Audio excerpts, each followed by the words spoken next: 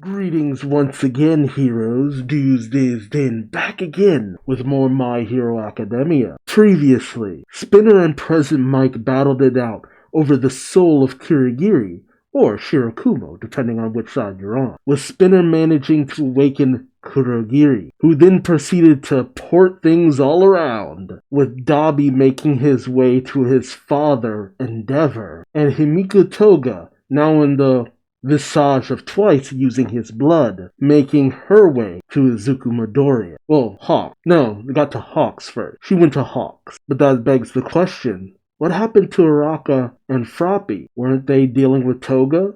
Are they alright? Join me as I find out, won't you? Alright, we got a flashback going. This is My Hero Academia.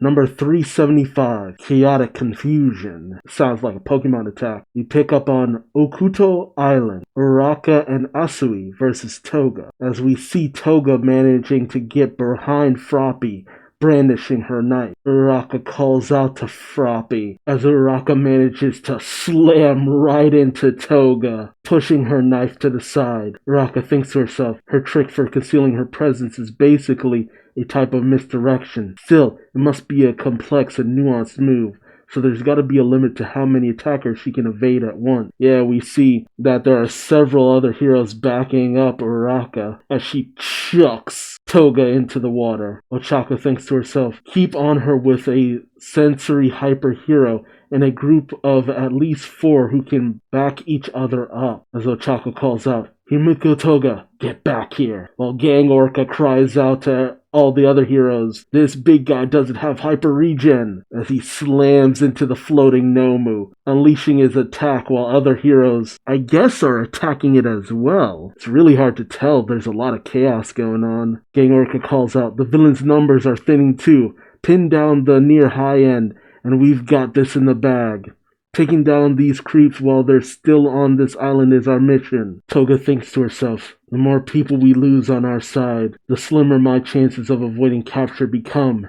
And the amount of Jin's blood I've got will only give me 30 to 40 minutes of transformation time. Sure, I could drink it down now and take back the numbers advantage, but then Sadman's parade would end on this isolated island. You also have the narrator saying, up until this point, Himiko Toga's actions were rarely driven by any sort of big picture strategizing. Yeah, that's true. As time's gone on, she's become more and more motivated. Toga thinks, even if we could turn things around, I doubt they left any boats docked on this island, which would be our only shot at getting away. Divide and isolate. Do the heroes know about Jin's blood?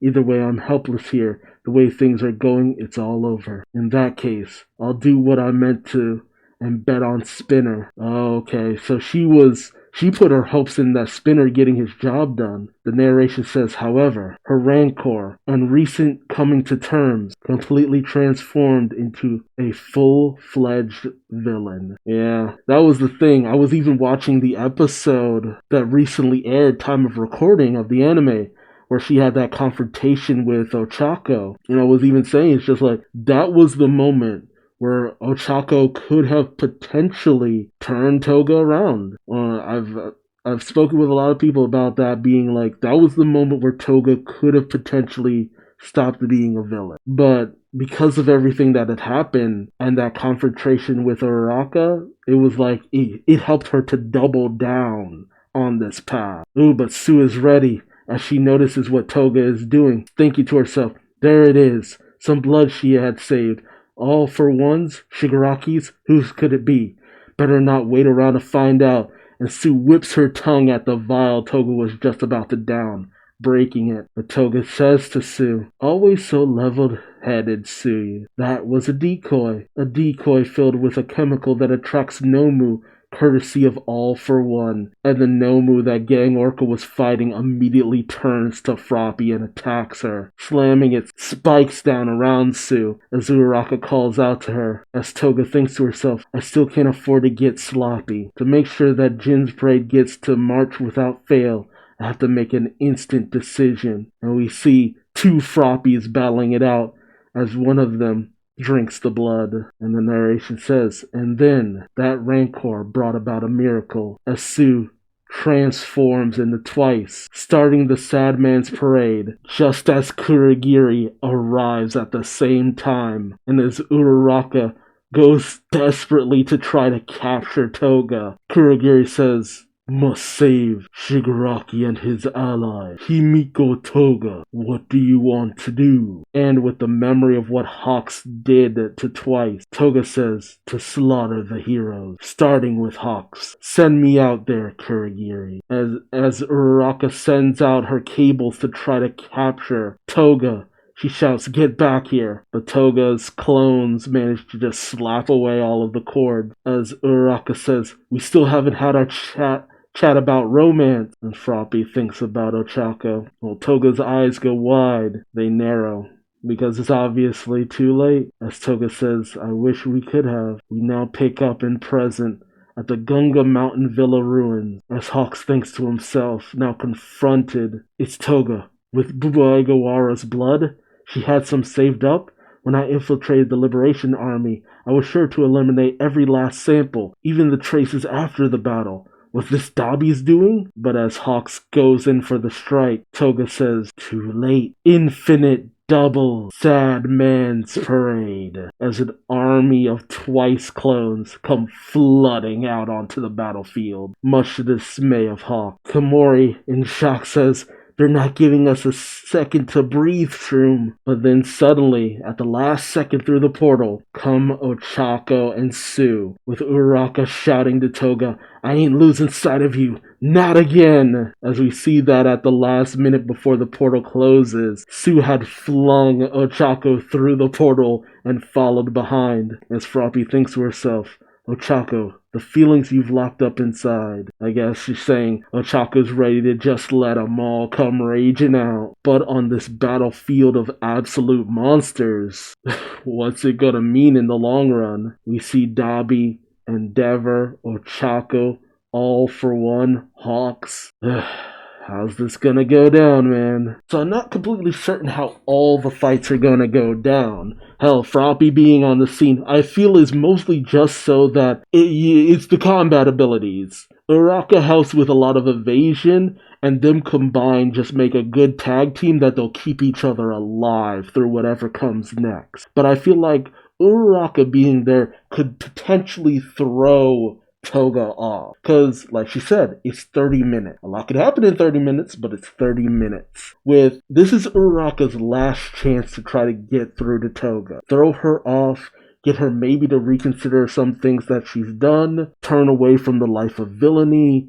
Like, Toga's gone all in, but there is a degree of regret on Toga's face that things have turned out this way. Now, what Uraraka could come to say to Toga is shaky, because that's the thing. Toga sees the League of Villains in general as a way of getting help. Everyone else is turned away from her, it's her only place to belong. But she saw a commonality within Ochako. And the question is, what does that mean in the grand scheme of things? But there's also the fact that on this battlefield, you have All for One in his prime, though he's slowly burning out, and you also have Dabi at his peak of power, and he's also burning out. Endeavor, beating the shit, he looks like he's dying. Hawks, beating the shit, he'd be lucky if he doesn't die. So it's a matter of the villains who all have these time limits that need to be run out. You need to stall them as much as you can. I just love handsome ass All for One just over there smiling up a storm. But he has a time limit before that stuff he took wears through him. Dabi is just burning through his life. Toga, that blood, who knows how long that's gonna take effect. Maybe there's a way of running it down. I don't see our heroes defeating these guys any other way. And that's fascinating, that's a good handicap to have. I love this setup. It's a race against the clock. And I'm glad we didn't completely skip over everything with Ochako and Froppy. I kind of felt like we were gonna get robbed of that big moment, And that wasn't gonna sit well with me. Because I know some people, despite the nature of this series that is built to have these side characters, because is not just the Deku, Bakugo, and Todoroki show, despite what you may believe. Horikoshi cares about his side character, and he wants these resolutions. Hell, even in terms of the anime recently, I'm just realizing how deeply ingrained a lot of the Heteromorph stuff actually was. There were a lot of breadcrumbs that Hori sprinkled throughout the series. It's just, they were so constantly far and few in between that it was so easy to forget them. Now, I was only just recently reminded that the League of Villains destroyed an entire cult dedicated to taking out heteromorphs, essentially. That was something that the anime had actually gotten rid of, which is just like, yo, that's a major plot point, dude. But I'd rather let Horikoshi cook and see where he goes, rather than dismiss it as, oh, it's side character trash. Because, lest you forget, Bakugo's a side character, and he tends to be the most popular character in the series. I mean, it's debatable, he's one of the main characters, but he is not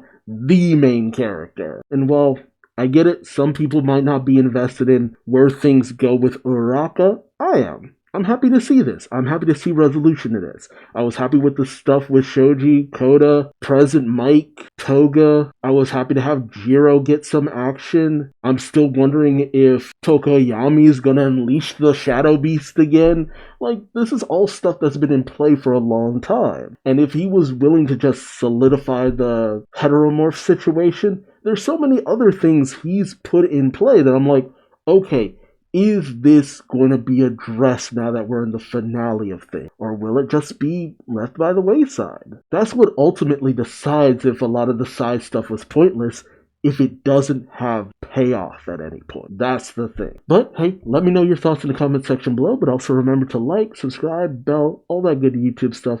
And until next time, I've been Duuz-Diz-Din, and I hope to see you in the next video. Till then, bye-bye.